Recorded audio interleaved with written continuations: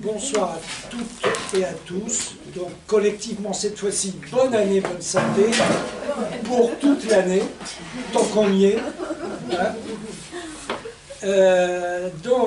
La fois précédente, le 7 et le 14 décembre, nous étions sur un panorama large européen mi-15e, mi-18e, et on est passé en deux conférences de l'étude des sous-bassements économiques, des rapports sociaux de production, à la question de l'État, et ensuite à la question de l'invention de ce que j'avais appelé l'invention de la modernité, et pour finir sur l'individualité assujettie au sein du capitalisme naissant dès avant la Révolution de 1789. Aujourd'hui, on va parler essentiellement des idées, de la lutte idéologique, et pour ce qui concerne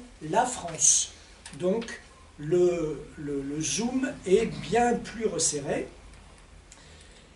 Deux conférences également, celle d'aujourd'hui et celle du 25 janvier. Celle du 25 janvier, et à chaque fois on va traiter trois thèmes. Trois thèmes aujourd'hui et trois thèmes le 25 janvier. Alors, le titre c'est la formation de l'hégémonie bourgeoise en France, le moment 1770-1790, donc vous voyez, c'est juste 20 ans, 20 années qui précèdent la Révolution, et nous savons qu'elle précède la Révolution, ces 20 années-là, les gens de l'époque, bien sûr, ils ne s'en doutaient pas. Il faut toujours avoir cette petite pensée à l'esprit, hein. Ça c'est, je le dis au passage, c'est un péché mignon quand on fait de l'histoire, c'est de faire l'histoire quand c'est nous qui la faisons, en connaissant la fin de l'histoire. Eh oui, c'est trop facile. Donc il faut essayer, c'est pas facile du tout, mais il faut essayer de faire de l'histoire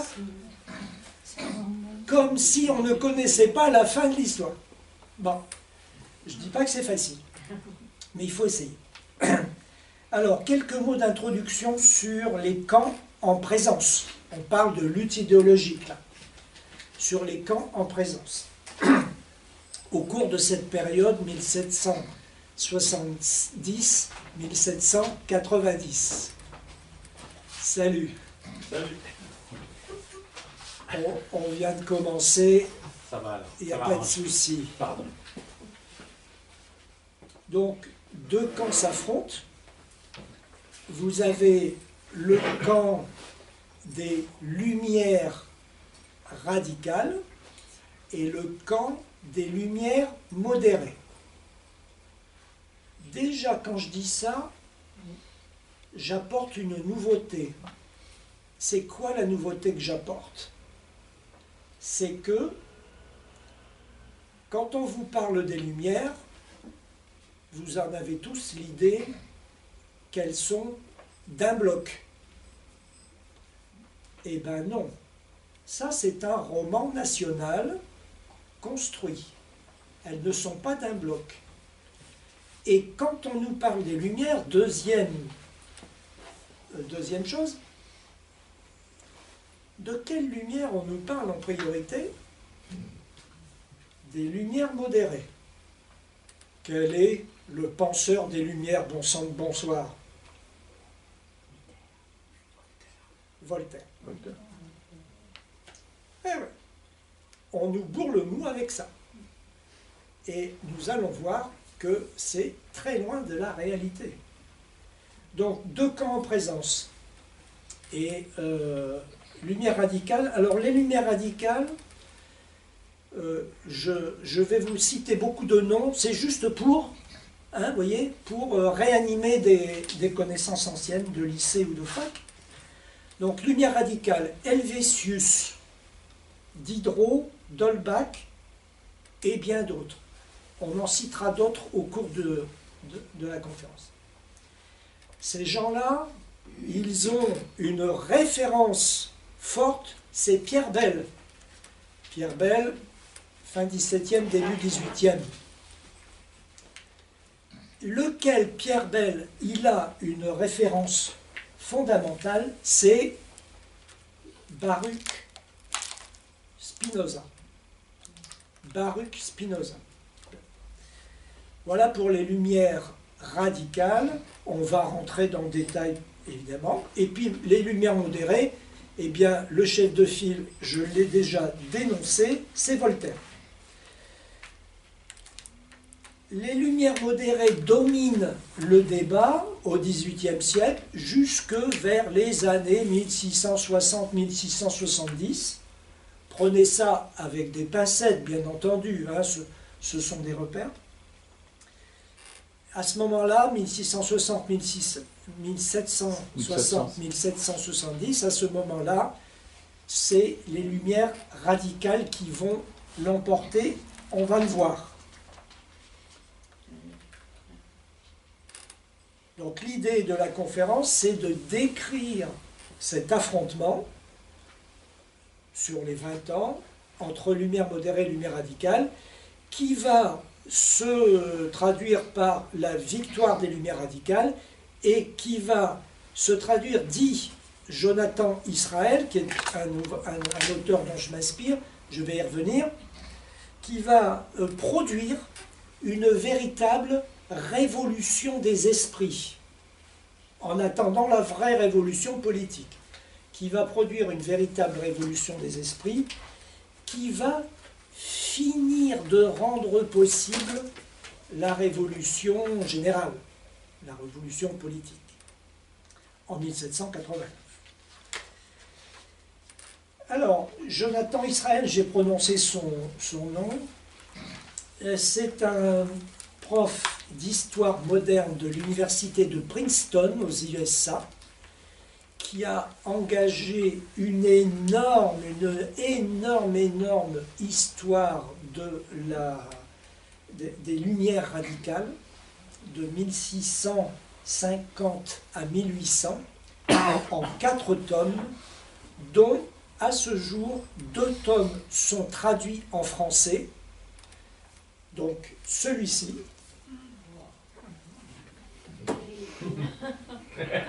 Voilà. On peut avoir des insomnies. C'est pour ce soir. Voilà, donc comme je disais à Jean-Pierre, j'interroge dans 6 mois ou dans 1 an. Donc, les lumières radicales, la philosophie, Spinoza et la naissance de la modernité, 1650-1750, aux éditions Amsterdam.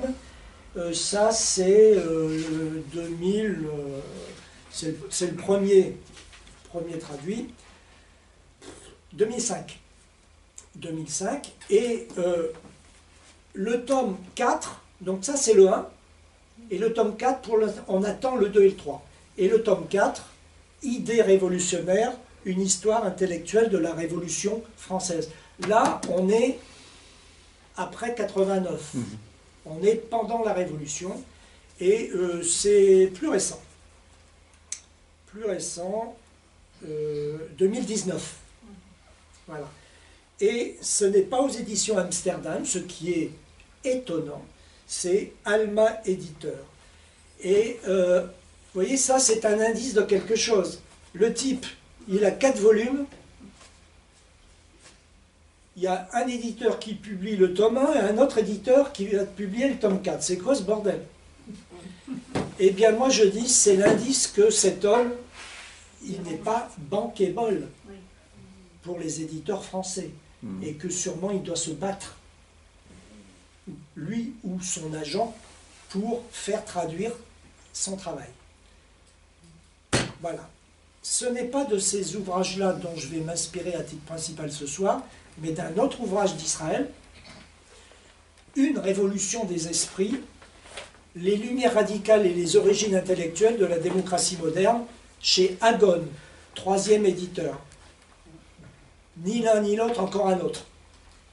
Alors ça, c'est un cycle de conférences que Israël a donné pour présenter ses idées dans leur ensemble. Donc, vous voyez, ça c'est Ah, il y a 250 pages, et avec ces 250 pages, je vais faire 2 conférences. Donc ça veut dire que je vous propose un résumé qui est un abrégé bien consistant. Voilà. En introduction, donc 3 points. Je vais revenir sur les cas en présence. On va définir les cas en présence, les présenter. Quelques mots sur le tournant de 1770 et un petit point plus précis sur les Lumières radicales, puisque c'est elles qui vont l'emporter et nous allons nous intéresser plus à elles. Sur les cas en présence, j'ai dit lumière radicale, lumière modérée. Alors, les lumières modérées, pour les définir rapidement, j'insiste sur le fait que je les définis rapidement, c'est cavalier, mon affaire, évidemment. L'histoire du 18e, il y a des rayonnages entiers. Rien que notre ami Israël, vous voyez, ça fait déjà 10 cm. Donc, les lumières modérées, elles s'efforcent, on va dire ça comme ça, elles s'efforcent de concilier la raison avec la religion, l'autorité de la raison avec l'autorité de la religion. Première tension, donc, une conciliation, la raison, la religion. Elle s'efforce de concilier les avancées de la science et la reconnaissance d'un ordre divin providentiel. Deuxième tension, la science, ordre divin providentiel. Elle s'efforce de concilier l'affirmation des droits de l'individu avec les principes monarchiques et aristocratiques. Troisième tension. Elle s'efforce de concilier les droits de la diffusion du savoir, avec le maintien d'une élite chargée de diriger la société. Encore une tension. Bref, les lumières modérées, c'est un système de tension, et c'est ce qui va les perdre, bien entendu, c'est ce qui va les perdre. Elles se sont imposées au XVIIIe siècle en France à partir de 1730. Là aussi, attention, à prendre avec des pincettes, mais à l'articulation du premier et du deuxième tiers du XVIIIe siècle, sous la houlette du camarade Voltaire. Les lumières radicales. Les lumières radicales, c'est très différent. Elles n'admettent aucune autorité au-dessus de la raison. Rien au-dessus de la raison. Et elles n'admettent aucune force au-dessus de la nature. Donc, les lumières radicales, c'est la raison, la nature, et tout le reste va découler de cela. Par exemple, elles sont pour l'abolition des privilèges et une société d'égaux. Je pourrais le dire à l'envers, pour une société d'égaux et donc pour l'abolition des privilèges. Et elles sont, société d'égaux, abolition des privilèges, elles sont en conséquence pour la démocratie représentative. Évidemment, pas la monarchie. Les lumières doivent être enseignées à tous, puisqu'ils sont tous égaux, etc., etc. Elles apparaissent au grand jour en France au XVIIIe siècle à partir de 1750, 20 ans après les Lumières modérées, un décalage. Et qu'est-ce qui commence en 1750? C'est l'encyclopédie de Diderot et d'Alembert. C'est une affaire qui va durer 30 ans, je crois. Il faudrait vérifier, mais c'est un truc comme ça. 30 ans. C'est, je sais pas, une cinquantaine de volumes avec les suppléments, etc., etc. Tout ça est à vérifier, bien entendu, peut-être que je me trompe de 5, 10 ou 15, mais c'est un monument. Voilà pour les cas en présence, le tournant de 1770. Pourquoi on dit ça? Parce que autour de cette année-là, 70, 71, 72, 73, paraissent deux ouvrages particuliers. D'abord, l'histoire philosophique des deux Indes, sous la direction de l'abbé Raynal, R-A-Y-N-A-L. C'est un proche de Diderot. C'est un prête-nom, un complice, un acolyte. Hein, voilà. Donc on pense que dans ce livre, Diderot, il a peut-être écrit le tiers ou la moitié. Bon, 1770. Et puis en 1773, paraît le système de la nature de D'Holbach. D''H-O-L-B-A-C-H. Ça ne paraît pas sous le nom de D'Holbach au départ, il se méfie, et évidemment il a bien raison, c'est sous un pseudonyme, mais très vite tout le monde va savoir que c'est lui. Bien. Ces deux ouvrages, c'est pour ça qu'il faut les retenir, pour ça que ce sont des repères, eh bien ils vont connaître un succès éditorial immense, ils vont être réédités en permanence pendant les décennies qui vont suivre, surtout pendant la décennie qui nous occupe, hein. Un truc de fou, comme on dit aujourd'hui.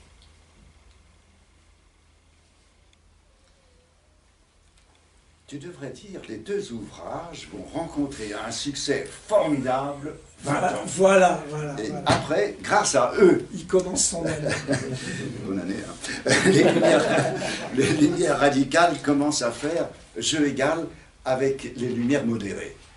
Et ces dernières sont donc sur la défensive, les lumières modérées. Voltaire se serait battu et il s'en plaint amèrement.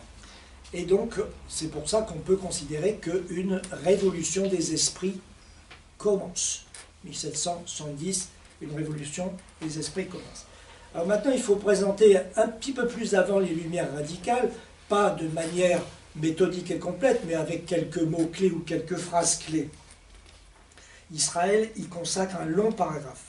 Démocratie, égalité raciale et sexuelle, libre choix individuel du style de vie, liberté totale de pensée, d'expression et de la presse, éradication de toute autorité religieuse dans l'établissement des lois et dans l'éducation, séparation complète de l'Église et de l'État. Celui-ci, entièrement séculier, a pour but de promouvoir les intérêts terrestres de la majorité et d'empêcher que les intérêts privés d'une minorité prennent le contrôle de la fabrication des lois. Tous les êtres humains ont les mêmes besoins fondamentaux, les mêmes droits et le même statut, indépendamment de leurs croyances et des groupes religieux, économiques ou éthiques auxquels ils appartiennent. Tous, par conséquent, doivent être traités de la même manière sur la base de l'équité, qu'ils soient noirs, blancs, hommes ou femmes, croyants et incroyants. Les lumières radicales sont universalistes. Voilà, donc quelques idées. Vous voyez quand même, on est...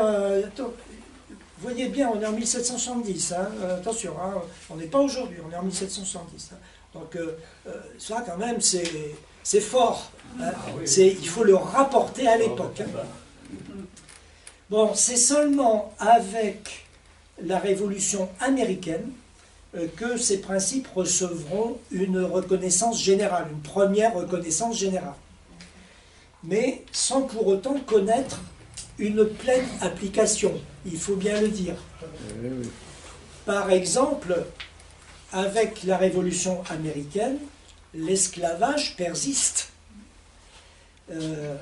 Le droit de vote n'est pas reconnu à de nombreux blancs, sans parler des Noirs et des Indiens, bien entendu.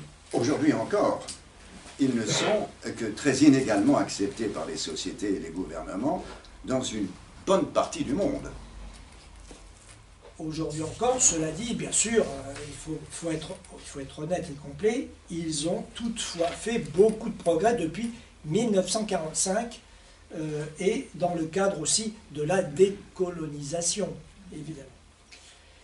Alors le plan, les trois thèmes que nous allons aborder aujourd'hui, c'est premièrement la question du progrès.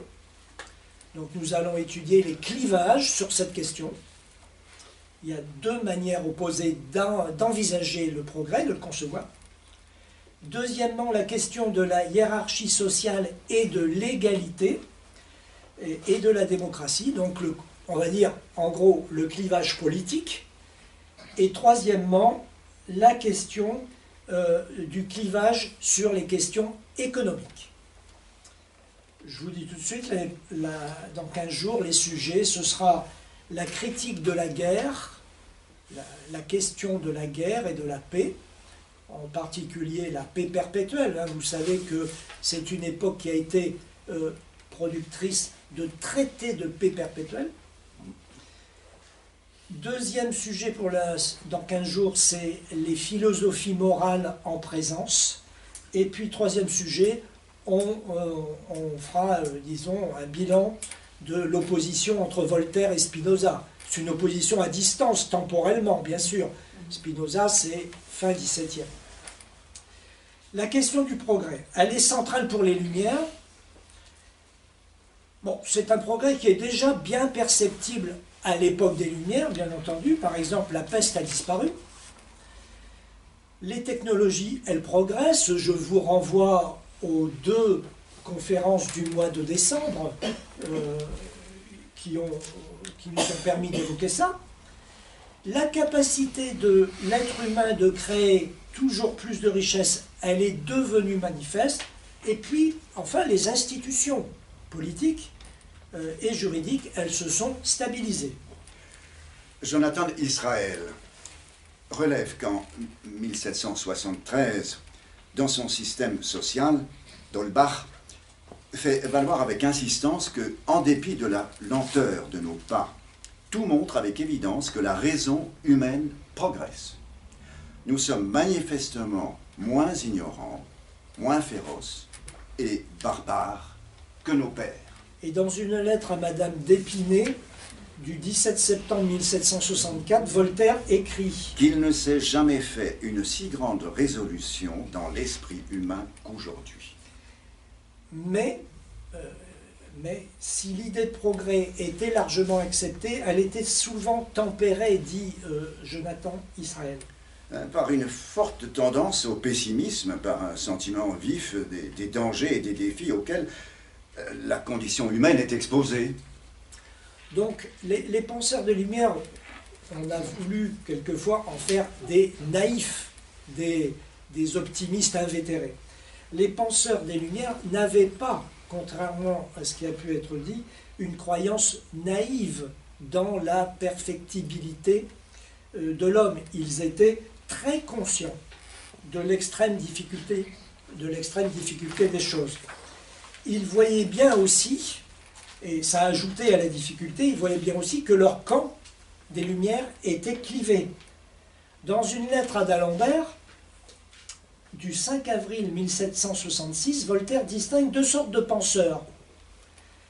D'une part, les esprits impies,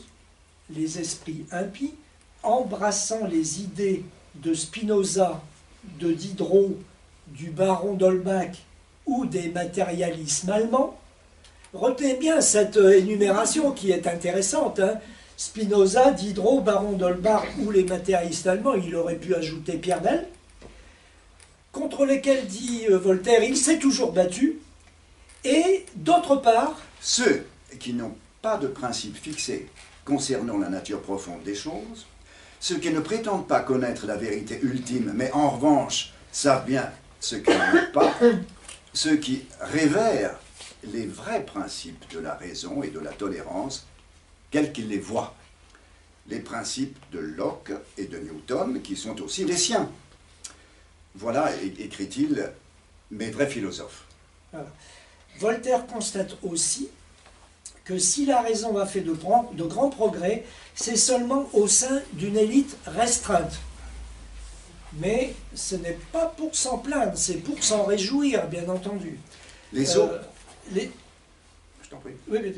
Les autres, ils ne méritent pas qu'on les éclaire. Dit-il, il y a un correspondant en 1760, ce qu'il a dit ça. Ces autres qui n'ont pas les Lumières, combien sont-ils d'après Voltaire? Plus des 9/10 selon ses propres calculs.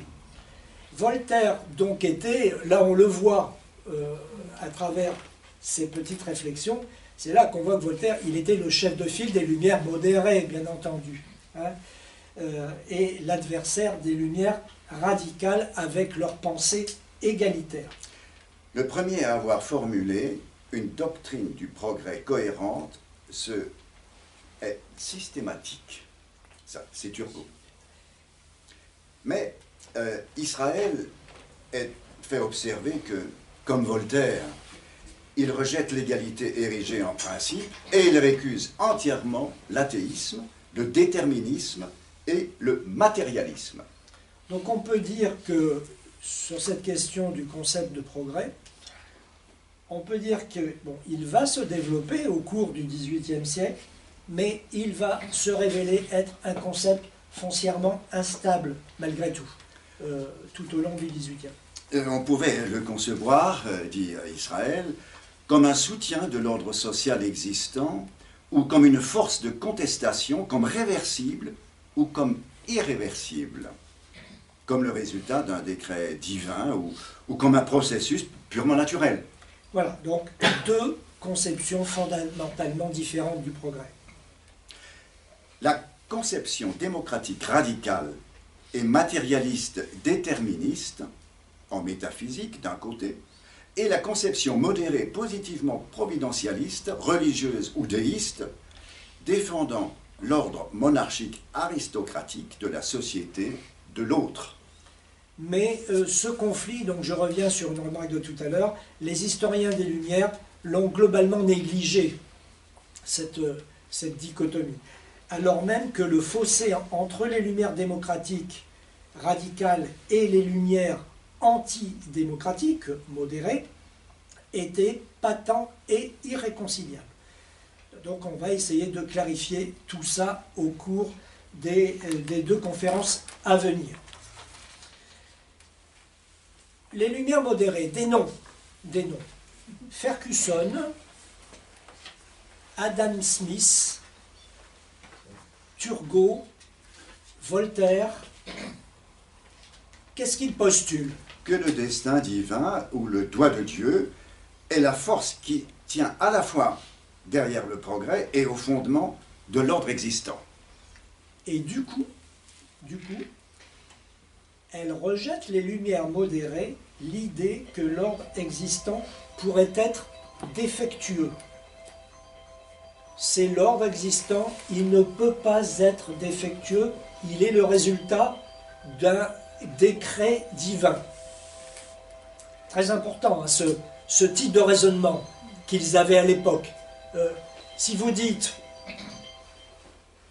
tout procède, si vous dites tout procède d'un décret divin, on rentre à la maison. Bien. Tout est bien. La situation sociale, génial, décret divin. L'économie, décret divin. La littérature, décret divin, etc., etc., etc. Donc, et ça, c'est ça aussi qui a plombé les Lumières modérées au fil des années au cours du XVIIIe. Là est la grande limite de la philosophie des Lumières modérées.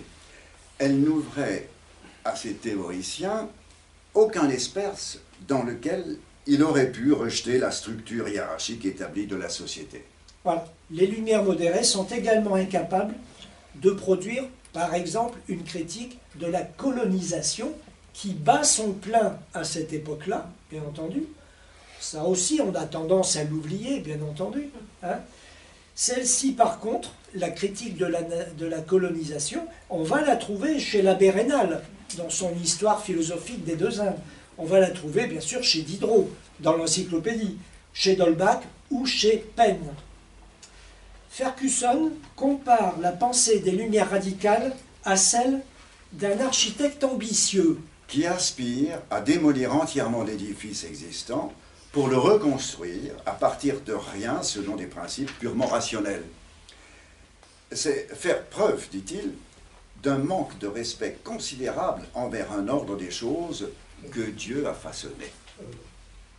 Ferguson ne nie pas la nécessité de changement, Mais il pense qu'il faut absolument conserver la majeure partie des fondations existantes, des murs et de la toiture en place. voilà. Alors là, je fais une remarque qui vaut pour toutes les conférences passées et à venir. Vous voyez, par exemple, là, ici, il y a tout un passage que nous allons sauter. Alors, dans presque chaque conférence, c'est le cas. C'est pour ça que je vous invite, quand vous voulez avoir une vision totale, exhaustive, intégrale des conférences, il faut aussi vous référer à l'écrit. Oui. Quand j'entends l'opposition entre lumière modérée et lumière radicale, je me pose la question pourquoi la lumière modérée mérite l'adjectif ou le terme lumière. Il n'y a rien de lumineux dans la façon de voir les choses. Mon cher Helmut, tu commences mal l'année. Tu commences mal l'année. Ben oui, bien sûr, il n'y a rien de lumineux. Mais bon, reportons-nous au 18e. Soyons honnêtes.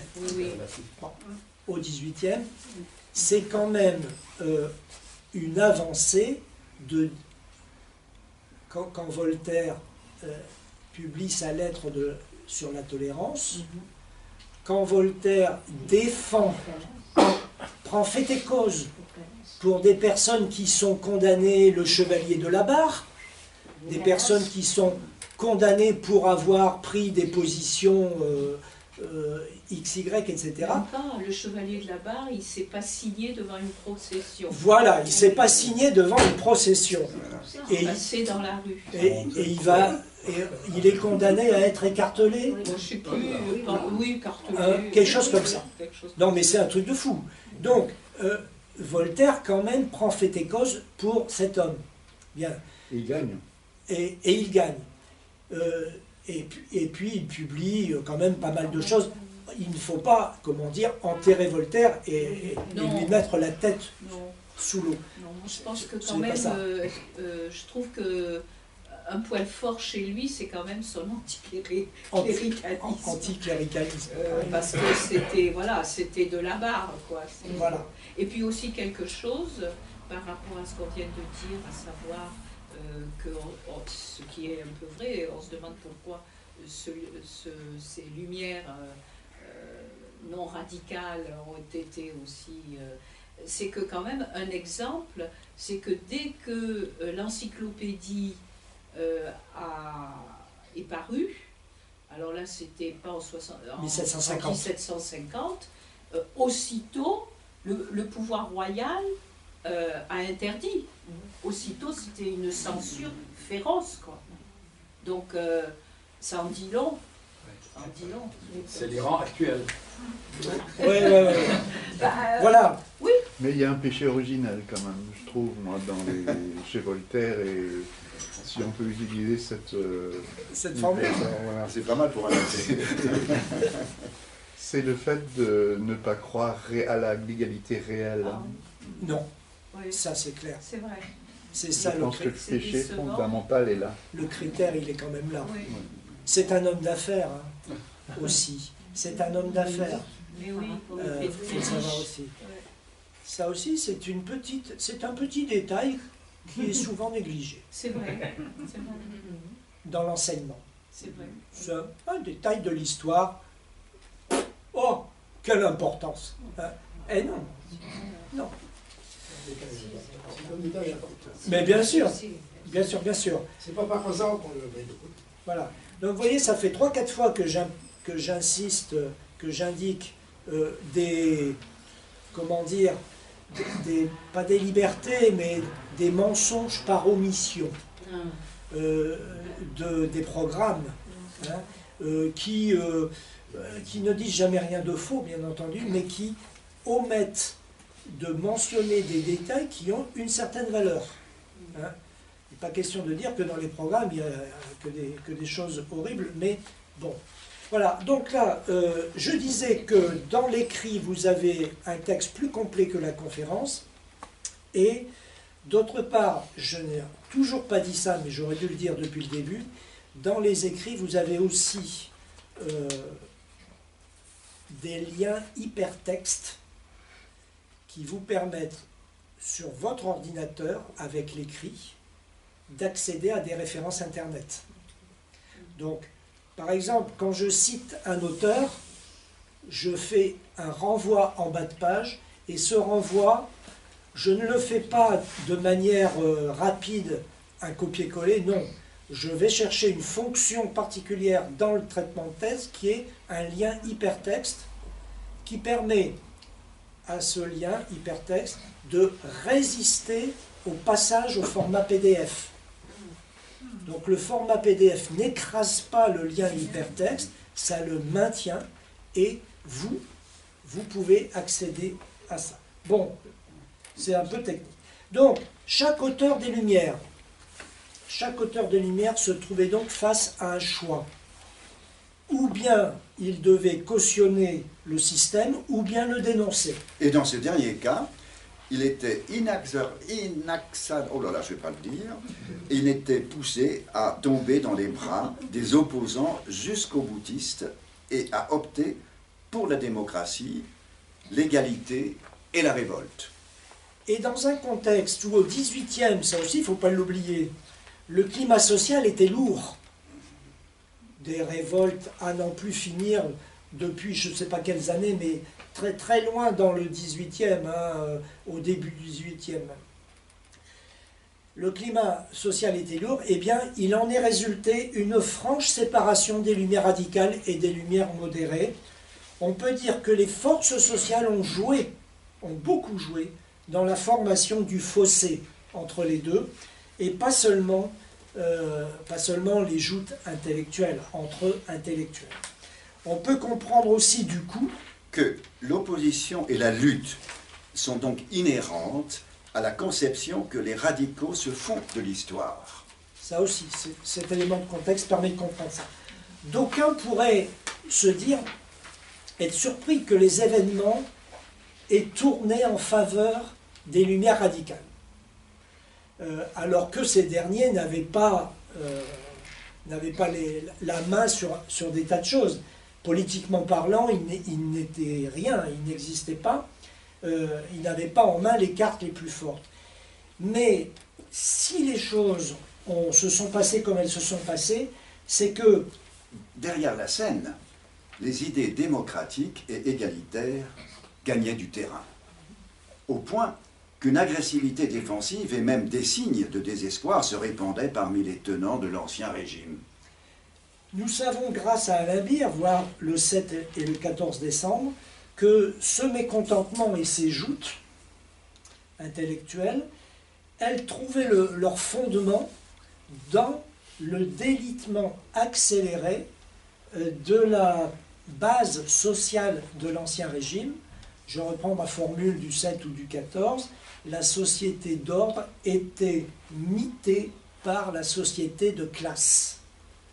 La société d'ordre qui continuait d'exister était mangée de l'intérieur par la société de classe qui était en train de construire des bases de plus en plus développées. Voilà. Alors, voilà pour le thème du progrès. Vous voyez que déjà ça permet de poser tout un tas d'idées. La deuxième partie, c'est le deuxième sujet, la deuxième question, c'est la question de la hiérarchie sociale et de la démocratie. La question politique, en gros. Rappelons quelque chose, c'est que les années 1770 et 1780, qui sont l'objet de notre étude, donc avant la Révolution, et elle voit se faire deux révolutions américaines, 1776-1783, c'est notre période, et la révolution hollandaise, 1780-1787. C'est important à rappeler. Pourquoi? C'est parce que, eh bien, les peuples, pas seulement les élites, hein, mais même les peuples, aux oreilles desquels ça arrive, ben, ils savent que c'est quand même pas complètement impossible de renverser des régimes monarchiques. Une bonne partie de l'élite instruite pense, par exemple, à l'instar de Penn, que la misérable condition de l'homme sous les formes monarchiques et héréditaires du gouvernement prouve sans conteste que ces formes sont mauvaises et qu'une révolution générale dans les principes et dans la construction des gouvernements est nécessaire. Voilà, ça, j'insiste, ce sont des propos d'avant la Révolution, hein. C'est pas pendant. Bon, la Révolution américaine, elle a été incontestablement une source d'inspiration décisive de ce côté-ci de l'Atlantique. Il y avait des Américains d'ailleurs chez nous, hein, j'en ai déjà cité. Mais ce fut une révolution tronquée, Madame Barbara. Ce fut une révolution tronquée. Pourquoi? Pourquoi? Les idéaux d'égalité ont été tout de suite trahis. L'esclavage n'a pas été aboli.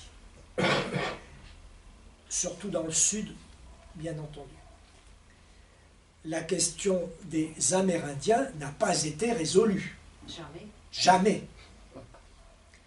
La tolérance et la liberté de conscience n'étaient pas assurées. La présidence avait des pouvoirs excessifs. L'éducation était mal prise en compte. Ça faisait déjà beaucoup, mais ce n'est pas tout. Le petit plus, c'est que la Révolution américaine ne s'est jamais préoccupée de faire école. Les révolutions en général, elles se prennent la tête, hein, elles s'y croient. Bon, elles veulent faire école, pas la Révolution américaine. Donc ça, c'est quelque chose que, par exemple, Brissot, le futur grand révolutionnaire, il le dit dès 1783, 6 ans avant notre révolution. Mirabeau, Condorcet, Volney, Penn expriment très clairement aussi leurs réserves sur la révolution américaine. Israël, celui-ci, note qu'en outre, apparurent très tôt dans la société américaine des marques de distinction sociale extrêmement inconscientes et inquiétantes par la même occasion. Parce que, eh oui, ça me plaît. Parce que il y a une part d'inconscience. Ah bah carrément. Parce qu'elle était un encouragement délibéré à l'émergence d'une aristocratie officieuse.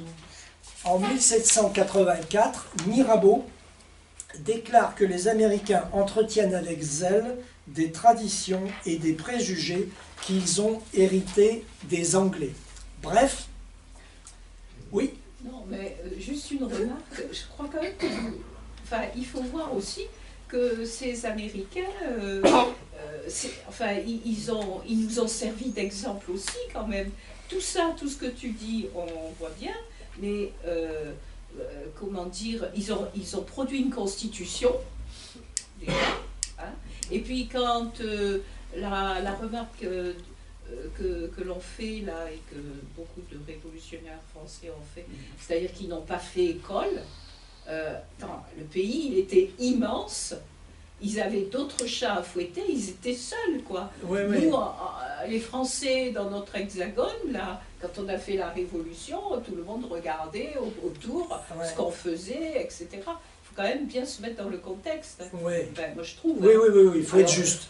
Tout ça, évidemment, ce sont des réalités, mais la réalité aussi, c'est le contexte de l'époque et bon, ce qui se passait aux États-Unis, c'était loin et réciproquement. Bien sûr, bien sûr. Alors qu'en France, finalement, on n'a pas eu tellement besoin de faire école, évidemment par nos propos, par notre déclaration des droits de l'homme, etc. Mais bon, on était tout près des autres. On s'était souvent battu avec eux. Bien sûr. Et puis il y avait la circulation des idées. Oui. Et les émigrés. Bien sûr. Donc, ce que l'on peut dire de général sur la Révolution américaine, c'est que, on va dire qu'elle relève des lumières modérées. Elle relève des lumières modérées et non des lumières radicales. Voilà ce que l'on peut dire. Les lumières radicales, à l'inverse, elles sont clairement un phénomène transatlantique, mondial quasiment. Et même, par exemple, elles s'étendent aux empires coloniaux des États européens. Le principe central des philosophes radicaux en politique était qu'un bon gouvernement est celui où la législation et les législateurs écartent tous les critères théologiques et s'assurent, par l'entremise des lois, que l'éducation, les intérêts individuels, le débat politique et les valeurs morales de la société concourent, comme dit Helvétius, au bien général. Voilà. La réalité était sans appel, aucun gouvernement dans le monde ne satisfaisait à ces critères. Voilà ce que disaient et écrivaient par exemple des gens comme Diderot, Helvétius, D'Holbach et leurs disciples. Donc leurs disciples, une petite génération plus tard, qui sont des révolutionnaires, Brissot, Condorcet, Raynal, Volney, Jefferson, Penn. Tous ces gens-là sont contemporains de la période révolutionnaire. Ils ont oui. Et la révolution hollandaise a-t-elle fait école? Elle a pu faire école, par exemple, à travers... L'exemple. À travers peut-être le protestantisme, les idées religieuses, etc. Et c'est vrai qu'elle n'a pas fait école, par exemple, elle n'a pas apporté une constitution. Hein. Elle a inspiré, les révolutionnaires se sont inspirés de toutes les constitutions qui avaient été publiées avant eux. Mais comme vient de dire Mireille, c'est la constitution américaine qui a été principalement une source d'inspiration. Hein, américaine. Et ça, c'est très clair. Il n'y avait pas les Corses qui avaient déjà fait une constitution? Avant 1789? Non, c'est après. Cherchez voir. Non. Je crois pas, là. Non, les Hollandais, puis au surplus, les Hollandais, leur problème, c'est que leur siècle d'or, c'est le 17e. Pas le 18e. Au 18e, l'empire hollandais est en train de se recroqueviller et la puissance hollandaise, elle est déjà derrière nous, au 18e. Hein. Le problème des Hollandais, c'est que le rapport entre leur empire et leur population de base, c'est pas terrible. Hein. Je ne sais pas combien de millions ils sont, on va dire 10, 15, 20, à tout casser. Aujourd'hui? Non. À l'époque. À l'époque? Au 17e. Ah oui. 10, 15, 20, admettons. Hein. Peut-être que je me trompe, hein, évidemment. Hein. Là, je dis comme ça. Mais à mon avis, la France, c'est 40. La Hollande, c'est sûrement moins de 20. Donc, 40 en 89, je veux dire. Hein. Oui, c'est 40 millions en 89. Un peu moins. Un peu moins, moi je dis. Un peu moins? Je ne me souviens plus, mais... Il me semble, oui. Oui, moi je dirais presque la moitié moins. Dans les... Ah non. Entre 30. Non. C'est proche de 40. Ouais, je sais pas. Internet va répondre. Si. On verra ça dans 15 jours. Je vais vérifier. Mais c'est entre 30 et 40, admettons.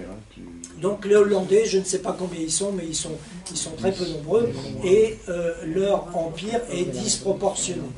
Donc c'est vrai que la Hollande, elle n'a pas eu un impact sur les révolutionnaires comme les Américains. Oui, alors c'est sûr, mais quand même la Hollande était réputée pour la liberté de pensée et l'imprimerie.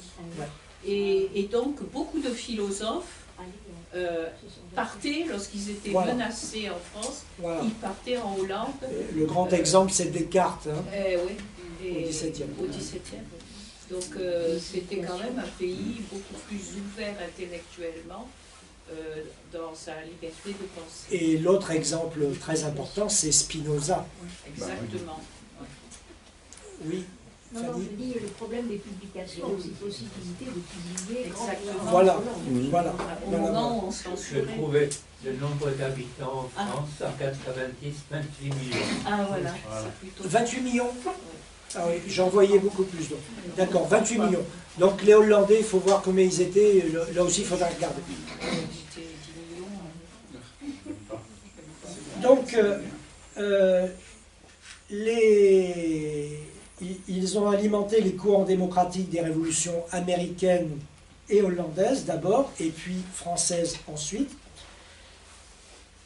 Démolir l'édifice d'oppression et de préjugés construits au fil des siècles, pouvait paraître une entreprise immense. Et pourtant, l'Amérique et la Hollande montraient à la France qu'on pouvait changer l'ordre des choses. Brisson et Volney avaient pu le constater dès visu quand ils étaient allés en Amérique.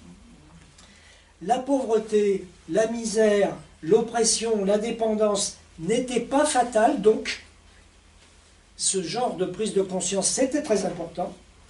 Cela a indigné les modérés d'ailleurs, pour qui Dieu n'avait pas pu vouloir, alors que c'était évitable que des hommes et des femmes soient malheureux. Pour Voltaire, le rang, la noblesse et l'inégalité des richesses sont inhérents à la vie humaine. Il faut travailler pour vivre. Et cela ne laisse pas le temps aux hommes de se dire qu'ils sont misérables. Voilà qui est bien. Surtout qu'on ne les encombre pas avec de la philosophie. Ça les rendrait malheureux. Le tournant des années 1770 a consisté en ceci, qu'un nombre croissant de gens se sont ralliés à la première prémisse des Lumières radicales. La société existante est le théâtre d'une misère et d'un désordre chronique. Par exemple, D'Holbach écrit en 1773 « Quel remède opposer à la dépravation générale des sociétés que tant de causes puissantes semblent devoir éterniser ?» Et quelle est la solution de D'Holbach, là aussi, 1773, 16 ans avant? Abolir les privilèges, établir une société plus équitable, s'attaquer à l'erreur et proclamer la vérité. Voilà. Les philosophes des Lumières radicales accordent donc une grande importance à l'éducation. Ce que je viens de dire, ils accordent une grande importance à l'éducation. Ils savent certes que dans ce domaine, rien de sérieux ne pourra se faire tant qu'ils n'auront pas le pouvoir politique, bien sûr. Mais ils se disent qu'il faut commencer tout de suite à répandre les lumières, à livrer la bataille des idées, et ils vont se fixer comme objectif de susciter une révolution intellectuelle et morale. La guerre de propagande contre l'ancien régime, elle va rapidement prendre une grande ampleur. Un nombre croissant de livres clandestins va paraître, dont la radicalité va aller en augmentant. L'encyclopédie, 1750, donc un monument. Dolbar publie dans l'encyclopédie un article représentant, c'est-à-dire un plaidoyer pour la démocratie représentative. Bon, on pourrait multiplier les exemples par 1000. Hein. L'encyclopédie, elle fourmille d'exemples comme celui-là, d'articles qui bousculent tout. En 1770, Dolbar, toujours lui, il publie « Essai sur les préjugés ». Essai sur les préjugés. Donc, allez, on s'attaque aux préjugés. En 1773, il publie « Système de la nature ». Des livres qui, au dire de Voltaire, lui-même, et qui s'en désolent, vont atteindre un très large public et être lus avec attention. Israël indique que la pensée politique radicale a fini par déverser un torrent incroyablement abondant de littérature révolutionnaire qui s'est répandue partout dans les années 1770 et 1780. Allez, encore une volée de noms. Diderot, enfin certains ont déjà été cités, bien sûr. Diderot, Raynal, Dolbar, Helvétius, Mably. Plus tard, au moment de la Révolution, Mirabeau, Brissot, Condorcet, Volney, encore lui, etc. Voilà, tous ces gens-là. Dans le livre « Système dans la nature », comment il faut comprendre le mot « nature » ? Alors, il faut le comprendre au sens où, je le disais tout à l'heure, les Lumières radicales ne conçoivent aucune force au-dessus de la nature. Pas de décret divin. Hein. Donc, ce qui existe dans la nature, que nous pouvons percevoir avec nos sens, hein, la question de spéculation là-dessus. Non, il ne faut pas faire de spéculation là-dessus. C'est le produit des évolutions de la nature et de ses mécanismes, de ses caractéristiques, etc. etc. Darwin n'est pas encore... Attention, c'est avant Darwin. Hein. Attention, pas d'erreur. Hein. Donc il n'y a pas de notion d'évolution, etc. Mais c'est plutôt l'inné, la classification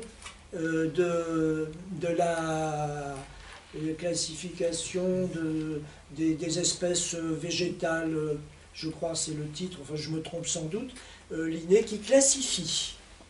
Hein, qui classifie, mais la notion d'évolution n'est pas encore là. Hein, surtout pas d'erreur. La notion d'histoire de la nature n'est pas encore là. C'est ça, il n'y a pas d'histoire de la nature encore. Hein, c'est pas encore ça. Il y a quand même des réflexions, parce que j'ai la chance d'avoir un ouvrage franc-maçon qui date de 1785. Et dans cet ouvrage, c'est une sorte de manuel pour la franc-maçonnerie avec des chants, des prières, mais en même temps, il y a deux thèmes très forts sur la défense de l'environnement. C'est surprenant à cette époque-là. Donc ça rentre dans le débat. Et le deuxième aspect, c'est à propos des sœurs, donc les femmes, de les intégrer un peu plus, etc. Et je vous dis, en réalité, cet ouvrage, il a été écrit en 1783. Donc c'est assez surprenant de voir cette ébullition des idées. C'est intéressant ça, hein, francs-maçons. Donc les francs-maçons qui sont au cœur hein, de la Révolution. Alors là, c'est l'obédience Hérodote qui est inspirée par les Anglais en 1700 et quelques, mais qui se sont inspirés de la religion juive de 800 ans avant notre ère, parce que la franc-maçonnerie, c'est pas quelque chose qui est arrivé au XVIIe siècle. Il y a tous les prémices, c'est surprenant. Hein. D'accord, c'est intéressant parce que moi je pense à Olympe de Gouges. Il y a une conférence d'Olympe de Gouges de Fanny sur le site hein, des Amis de la Liberté. Hein. Je ne sais pas de quand elle date, mais quelques années. Ça me fait penser à Olympe de Gouges, et peut-être que elle avait ce genre d'inspiration. Hein. Peut-être. Oui, bien sûr. Voilà. Bien sûr. Voilà. Et ça peut être intéressant, donc, comme quoi, si on creuse, hein, on peut déterrer des filons, hein, des filons qui courent comme ça, des petits ruisseaux, Ouais, ouais. des choses dont on ne parle pas finalement et qui sont bien réelles. Bon. D'autant que c'est un ouvrage d'origine. je veux dire. Oui, là c'est un ouvrage Je l'ouvre avec délicatesse. avec délicatesse. 1783, ça c'est précieux. Ça, c'est édition 1785. 1785, d'accord. Les idées étaient déjà bien. Je retiens. Ouais. Alors, tous les noms que j'ai cités, sont des partisans de la démocratie représentative, tous sans exception. Ils rejettent donc le modèle des États généraux. Ils rejettent. C'est pas leur truc. Eux, ce qu'ils veulent, c'est une assemblée nationale. Donc, À l'État, dit Israël, il confie la fonction de procurer à tous ses citoyens une justice, une sécurité et une liberté digne de ce nom. très logiquement, ils pensent aussi que la liberté de parler et d'écrire est bénéfique à la société et qu'elle fait progresser le savoir. Et constitue, selon les mots de Holbach, une digue puissante et nécessaire contre les complots et les attentats de la tyrannie et contre la ferveur religieuse. Sur la religion, voici ce que dit Dolbach. Rien de plus contraire à l'humanité, à la justice, à la sociabilité parfaite que toutes les religions nationales qui prétendent jouir exclusivement de l'approbation du ciel. Elles deviennent communément tyranniques, ennemies de la liberté de l'homme et foulent aux pieds les devoirs les plus saints de la morale.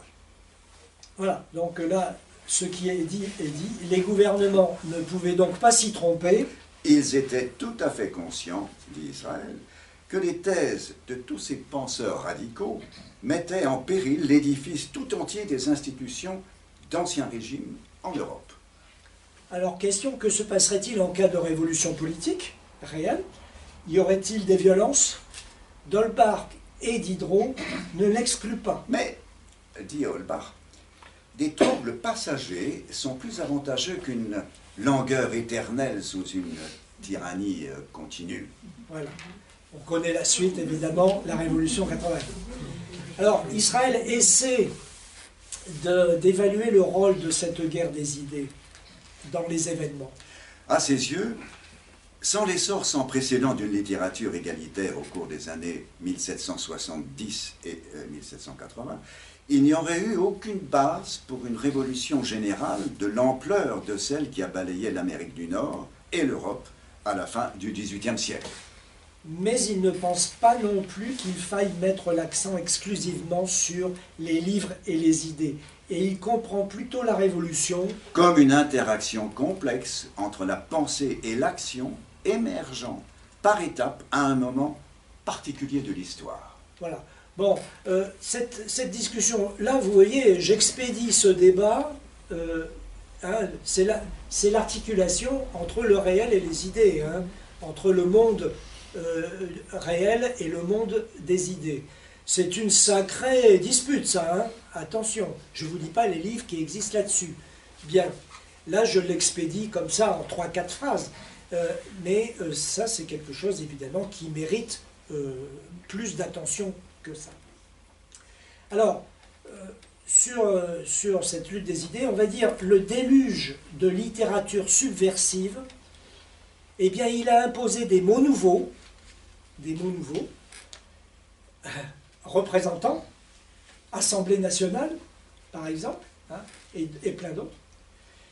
Il a imposé des questions nouvelles, des émotions nouvelles, une aversion nouvelle pour l'oppression, une conscience révolutionnaire nouvelle, tout ceci qui était dans les 2 décennies révolutionnaires d'une puissance, d'une intensité et d'une ampleur sans précédent, a eu son efficace particulière, son efficace propre, bien sûr, bien sûr. la subversion, la rébellion, elle avait à l'époque une image positive, bien plus positive que 20 ou 30 ans ou 40 ans avant. On envisageait de renverser la monarchie. D'abord, on avait vu que ça s'était fait. Ça s'était fait tout près, en Hollande et en Amérique. Et donc la subversion politique, elle avait atteint un degré de légitimité et de prestige inégalé. Il faut bien prendre la mesure de ce genre de choses. C'est vrai surtout pour l'élite, bien entendu, ce que je dis. Mais l'élite, elle se promène quand même dans le pays, il ne faut pas oublier. Il y a des réunions, des sociabilités particulières, etc. Toute autorité non fondée sur les avantages qu'elle procure à ceux sur qui elle s'exerce est maintenant qualifiée de tyrannie. Voilà, c'est clair. La seule chose qui compte, c'est le bien de la société. Paine résume la révolution des esprits de ces années-là. Le gouvernement, selon l'ancien système, est une assomption de pouvoir, entendre accaparement du pouvoir, qui cherche à s'augmenter. Selon le nouveau, c'est une délégation de pouvoir pour l'avantage commun de la société. Voilà. Assomption, délégation, rien à voir. Voilà pour la deuxième question, le clivage politique. Et nous passons maintenant à la question économique, enfin disons la question égalité-inégalité, les questions économiques. Alors, pour les Lumières radicales, le principe d'égalité était central, on l'a déjà dit. La conception du bonheur de chacun vaut celle de tout autre. Ces intérêts dans ce monde doivent être reconnus à égalité avec ceux de tous les autres, dit Israël. Et Israël, celui-ci ajoute que les radicaux déduisent de ces prémices la tolérance et la défense sans compromis de la liberté d'expression et de la liberté de la presse. Voilà. Ça, c'est acquis. Toutefois, il faudra, c'est acquis, et puis on l'a presque dit dans ces mots-là depuis quelques minutes. Toutefois, il va falloir attendre les années 1750 pour que les radicaux développent, à côté de cette réflexion sur l'égalité, en tant que principe moral et politique, une autre réflexion, une vaste critique de l'inégalité sociale et économique. Ce décalage, vous savez, on le connaît encore. Les droits politiques, ouais, d'accord. Enfin bon, point trop d'infos quand même. Les droits économiques et sociaux, non mais ça ne va pas à la tête. Donc, ce décalage, on le connaît encore. La démocratie dans l'entreprise, et puis quoi encore? Voilà. La démocratie générale, la démocratie politique, oui. Donc c'est un distinguo qui existe encore. Donc cette vaste critique économique et sociale, des inégalités économiques et sociales, elle va se développer concomitamment à l'essor de l'économie politique dans le cadre des Lumières modérées et en tension avec cet essor. Pour eux, dit Israël, c'est l'éducation et non le lignage qui rend les individus aptes aux fonctions les plus élevées. C'est le mérite et non la naissance qui est le critère pour les juger. Le principe d'égalité ne fonde pas seulement la philosophie morale et politique des radicaux, il fonde aussi leur théorie sociale. À partir des années 1770, ils vont chercher à saper et à discréditer le principe aristocratique, dit Israël. Ils vont souligner, par exemple, ça c'est Mirabeau, par exemple, qui le fait en 1784, ils vont souligner qu'à l'origine de la noblesse européenne moderne, on trouve, dit Mirabeau, de vulgaires voyous, des chefs de guerre. Ils vont faire observer que bien des titres nobiliaires ont été usurpés en lien avec des actions de brigandage qui peuvent remonter au Moyen-Âge. Pour autant, les radicaux, tout radicaux qu'ils soient, ne demandent pas du tout un nivellement de la société. Ils pensent que cela constituerait une nouvelle forme de tyrannie. Ce qu'ils veulent, c'est supprimer les immenses déséquilibres dans la distribution des richesses. Ils veulent ce qu'ils appellent un juste équilibre entre les fortunes des citoyens.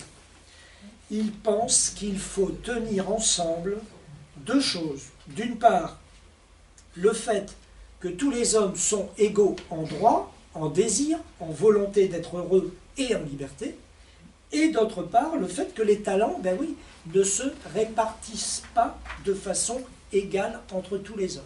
Donc ils veulent, là, sur cet aspect-là, les radicaux, ils veulent concilier. Chez eux, il y a une tension dans la sphère socio-économique.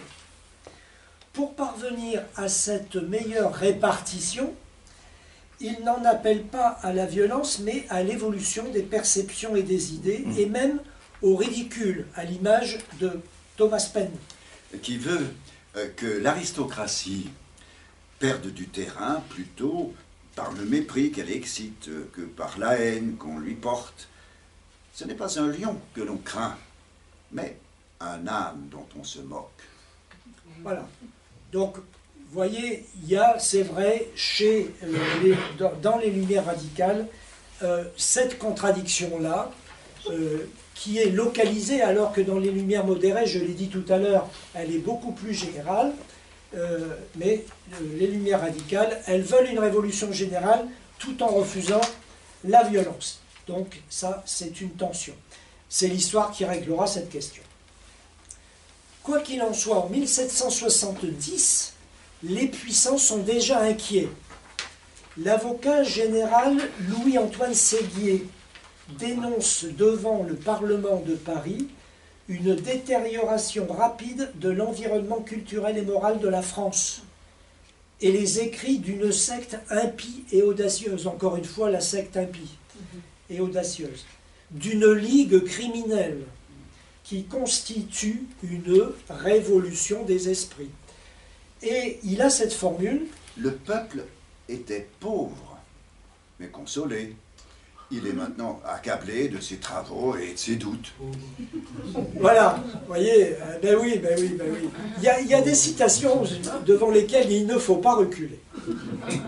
Et pas rigoler. Et pas rigoler.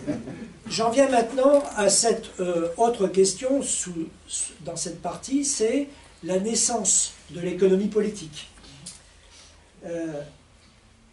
C'est un événement culturel majeur et j'ai dit que, j'ai suggéré tout à l'heure, je le dis peut-être plus clairement là maintenant, l'économie politique, elle est née dans le giron des Lumières modérées.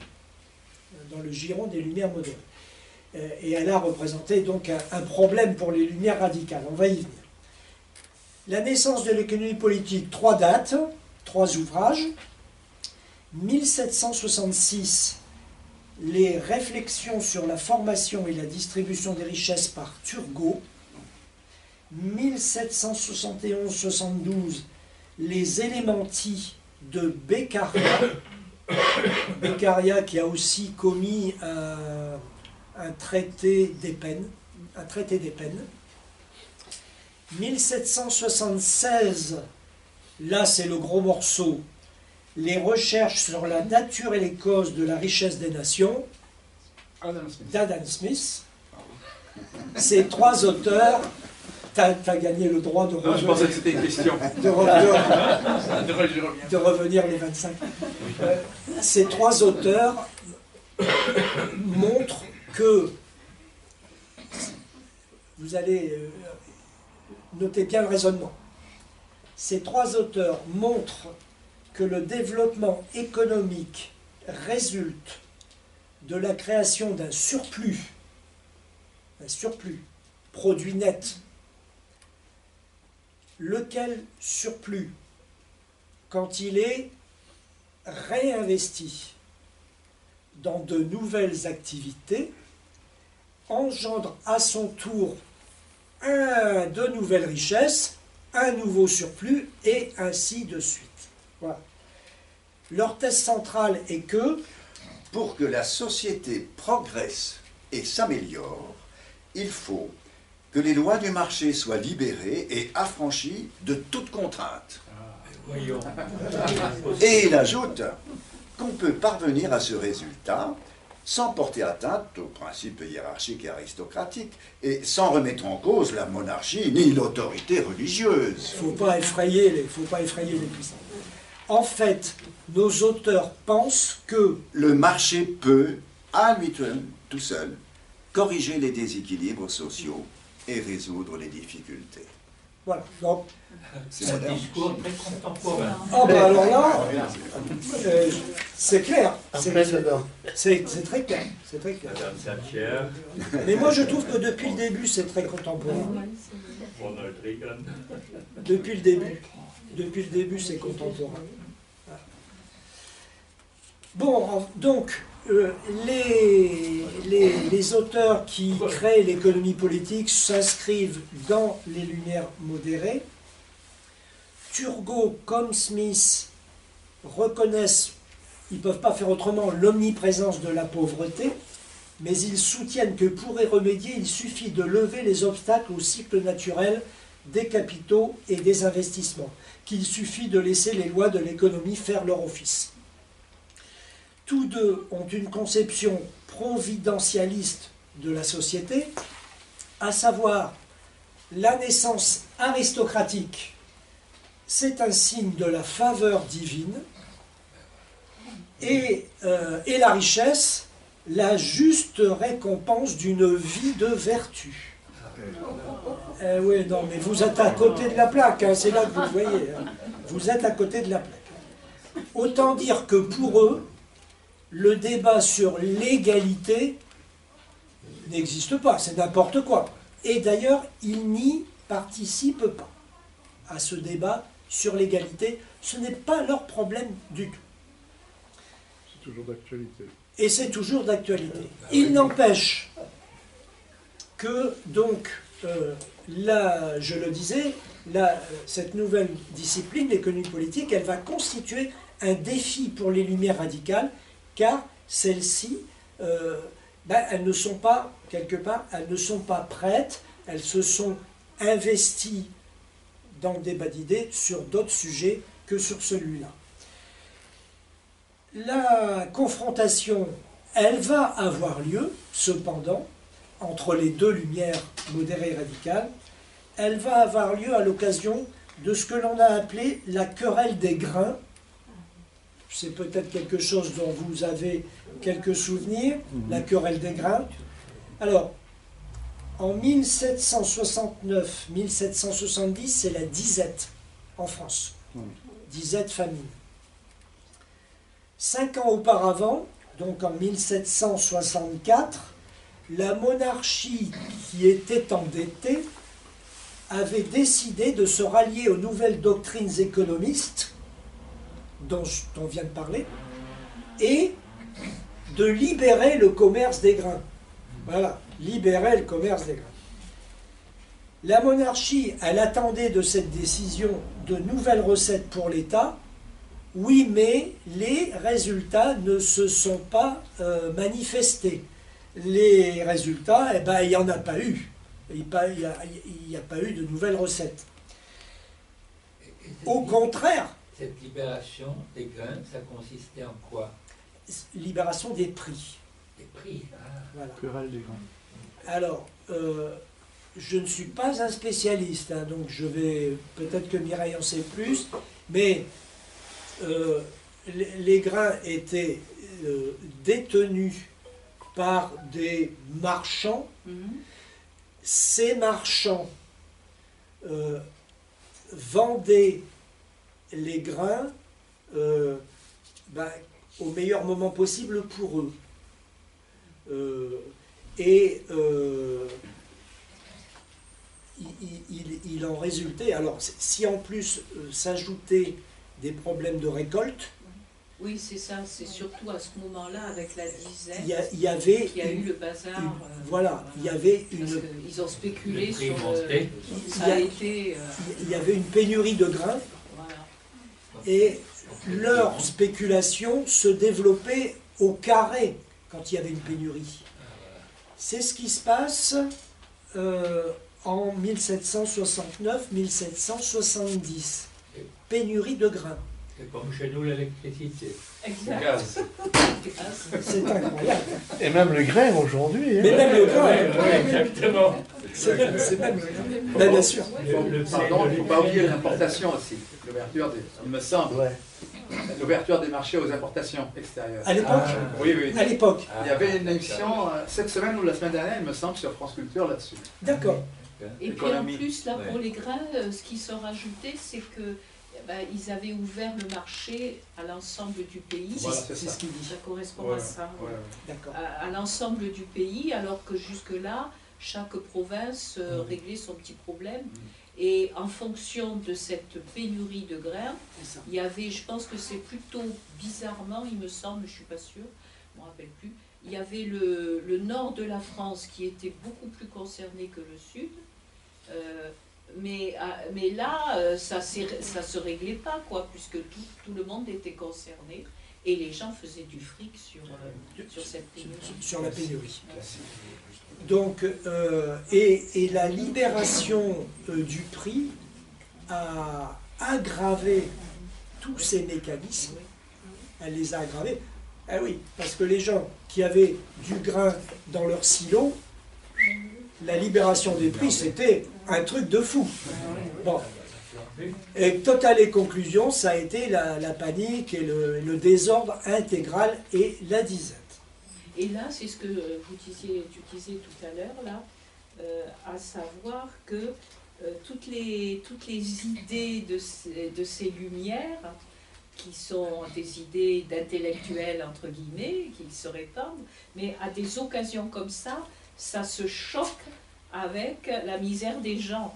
Et c'est vraiment le préambule à la révolution, ça. C'est ce que je m'apprêtais justement Ah bon à dire. Est-ce qu'on est complémentaires? Voilà. Donc évidemment, bien sûr, que l'économie de marché, à cette occasion-là, elle fut vigoureusement attaquée par les Lumières radicales, bien entendu. Hein. Elle fut vigoureusement attaquée dans diverses publications. Et l'une d'entre elles, de ces publications, ça va être en 1770, Dialogue sur le commerce des blés. Dialogue sur le commerce des blés. Qui a commis ce truc? Diderot, évidemment. Bien. Et cet ouvrage va avoir un impact considérable sur la pensée économique des radicaux, qui est à peine en gestation et qui là va trouver un carburant ou un comburant ou un carburant pour se mettre en place. La thèse des dialogues, c'est laquelle? C'est de ne pas récuser les nouvelles théories économiques. OK pour les nouvelles théories économiques, mais il ne faut pas, dit Diderot, les appliquer de manière dogmatique sans se soucier de leurs conséquences sociales. Et en particulier dans un pays agraire comme la France. Autrement dit, ajoute Israël, la logique économique du laisser-faire devient potentiellement dangereuse lorsqu'elle est élevée à la dignité de principe premier. Voilà. Donc l'erreur des économistes, entre guillemets, selon les radicaux, eh bien, c'est d'avoir une perspective trop étroite, de faire trop confiance à la liberté illimitée, de négliger les effets sociaux de la cupidité.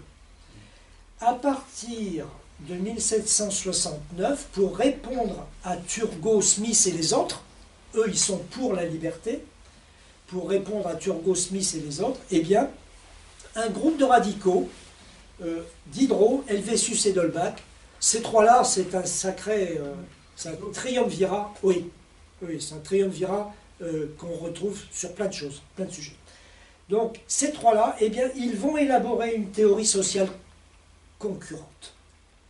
Et les Lumières radicales vont s'y rallier dans leur ensemble à cette théorie sociale concurrente, tout comme d'ailleurs elles s'étaient déjà ralliées dans les années précédentes à leur thèse politique, de philosophie morale et politique, sur le matérialisme, etc.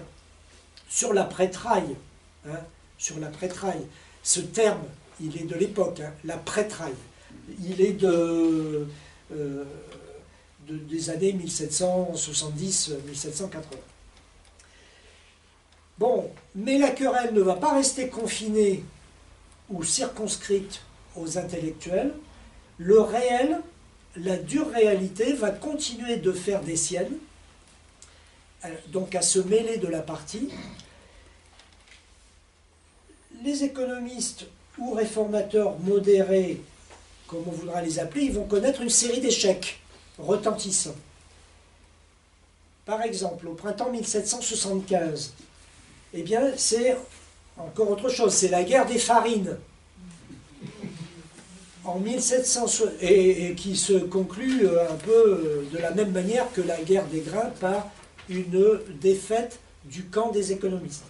En 1776, Turgot perd son poste de contrôleur général des finances.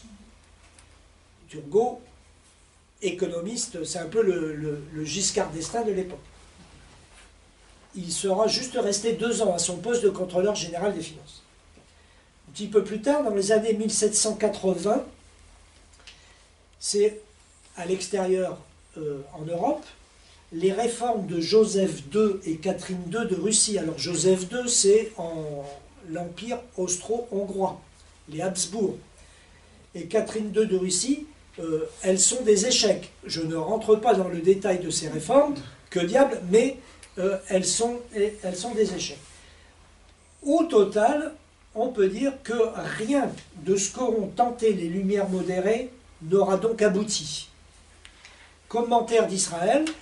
Il était impossible d'opérer au sein des structures d'autorité et de vie sociale existantes des transformations suffisantes pour corriger les déséquilibres, les blocages et les conséquences du maintien des privilèges dans ce qu'ils avaient de plus préjudiciable. Les doctrines politiques et sociales de Hume, Ferguson, Smith, Turgot, Voltaire étaient tout simplement inadéquates et insuffisantes pour la résolution des problèmes structurels auxquels l'Europe était à l'époque confrontée, on dirait déjà confrontée. Ouais. Donc les outils intellectuels du courant modéré sur l'économie de marché ou le réformisme juridique, par exemple, étaient tout simplement pas à la hauteur. Tout simplement pas à la hauteur. Les années passant, et puis les problèmes s'approfondissant, bien entendu, le mécontentement des peuples va aller grandissant. Il devenait chaque jour plus évident, dit Israël, que les pauvres n'allaient pas rester éternellement, tranquillement spectateurs. Du luxe, de l'opulence et des extorsions injustes pratiquées par des individus égoïstes et corrompus, qui méprisent la détresse de la multitude et n'essaient que rarement d'atténuer leur souffrance. Voilà. Donc, vous voyez, les 3 thèmes que nous venons de voir, eh bien, sur ces 3 thèmes, et sur les 20 ans en question, les Lumières modérées ont perdu l'initiative. À partir des Lumières, à partir des années 1770-80, disons, dans le cours de cette décennie, ce sont les Lumières radicales qui dominent. Et nous verrons la prochaine fois, le 25, que on va pouvoir faire le même constat sur les autres questions que nous allons évoquer le 25, qui portent plus sur... alors, l'une, c'est la guerre, et l'autre, c'est la philosophie morale et politique. Et puis, nous conclurons en faisant un bilan de l'opposition entre Spinoza et Voltaire. Spinoza qui est l'auteur matriciel des Lumières radicales via Pierre Bell. Pierre Bell, vous connaissez sans doute, comme ça, rapidement. C'est Pierre Bell qui thématise les thèses de Spinoza qui sont complexes à étudier, mais qui sont géniales. Géniales. C'est extraordinaire. Voilà. That's all, folks.